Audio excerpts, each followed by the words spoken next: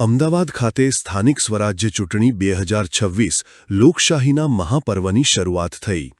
અમદાવાદ ખાતે મહાનગરપાલિકાની ચૂંટણી માટે મતદાન શરૂ થયું। અમદાવાદના નવા વાડજ વોર્ડ 6 ખાતે મતદારો મતદાન કરવા પહોંચ્યા હતા।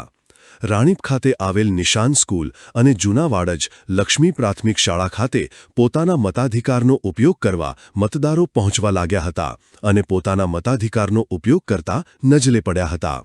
સિનિયર સિટીઝનોએ યુવાઓને મોટી સંખ્યામાં મતદાન કરવા અપીલ કરી હતી।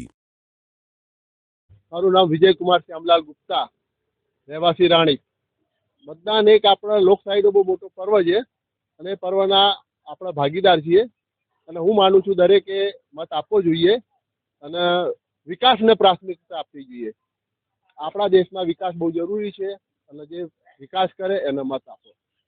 હું કહીશ યુવાઓએ સૌથી મોટી સંખ્યામાં ભાગ લેવો જોઈએ અને એ લોકોએ મત આપવો જ જોઈએ। ગરમી વિશે ના વિચારવું જોઈએ અને ગરમીને છોડીને દેશની પ્રગતિમાં આપણા ભાગીદાર થવું જોઈએ બધાએ।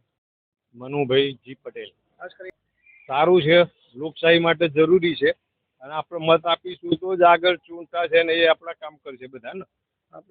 દરેકે મતદાન કરવું જ જોઈએ કારણ કે લોકશાહી એ સિવાય ચાલે જ નહીં। ગમે તેને તમે મત આપો, તમારા જે ઉમેદવારને તમારે કામ સારું કરતો હોય, તમને લાગતો હોય કે અહીંયા આગળ આપણા એરિયામાં કામ કરતા હોય તો ખબર જ પડી જાય કોનું કામ કેવું છે ને શું કરે છે, એ પ્રમાણે મત આપવાનો હોય।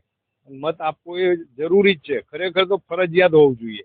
મતદાન ખરેખર ફરજિયાત હોવું જોઈએ, ના આપે તો એનો દંડ થવો જોઈએ, તો જ 100% મતદાન થાય અને જરૂરી છે એના માટે।